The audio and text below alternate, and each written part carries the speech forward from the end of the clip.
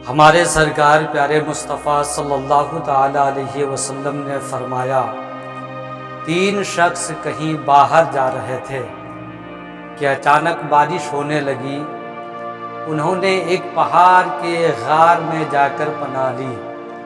اتفاق سے پہاڑ کی ایک چٹان اوپر سے لڑکی اور اس غار کے منہ کو بند کر دیا جس میں یہ تینوں پناہ لیے ہوئے تھے۔ اب ایک نے دوسرے سے کہا کہ اپنے سب سے اچھے عمل کا جو تم نے کبھی کیا ہو نام لے کر اللہ تعالی سے دعا کرو۔ اس پر ان میں سے ایک نے یہ دعا کی، اے اللہ، میرے ماں باپ بہت ہی بوڑھے تھے، میں باہر لے جا کر اپنی مویشی چراتا تھا، پھر جب شام کو واپس آتا تو ان کا دودھ نکالتا اور برتن میں پہلے اپنے ماں باپ کو پیش کرتا، جب میرے والدین پی چکتے تو پھر بچوں کو اور اپنی بیوی کو پلاتا۔ اتفاق سے ایک رات واپسی میں دیر ہو گئی اور جب میں گھر لوٹا تو ماں باپ سو چکے تھے۔ اس نے کہا کہ پھر میں نے پسند نہ کیا کہ انہیں جگاؤں، بچے میرے قدموں میں بھوکے پڑے رو رہے تھے۔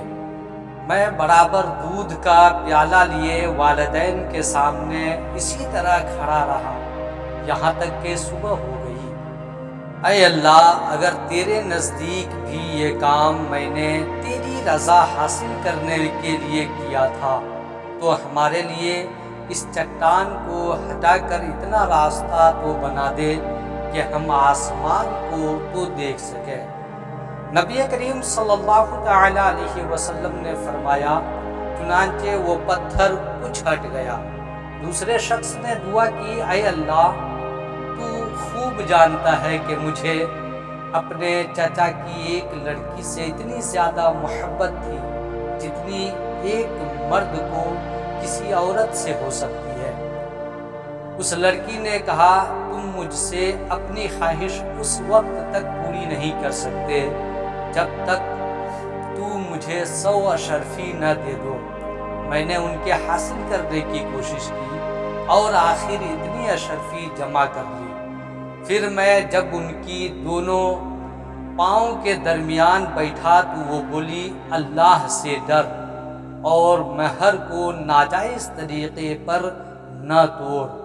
اس پر میں کھڑا ہو گیا اور میں نے اسے چھوڑ دیا۔ اب اگر تیرے نزدیک بھی میں نے یہ عمل تیری ہی رضا کے لیے کیا تھا تو ہمارے لیے نکلنے کا راستہ بنا دے۔ ہمارے سرکار نے فرمایا، وہ پتھر 2/3 ہٹ گیا۔ تیسرے شخص نے دعا کی، اے اللہ، تو جانتا ہے کہ میں نے ایک مزدور 3 فرق چاول پر مقرر کیا تھا۔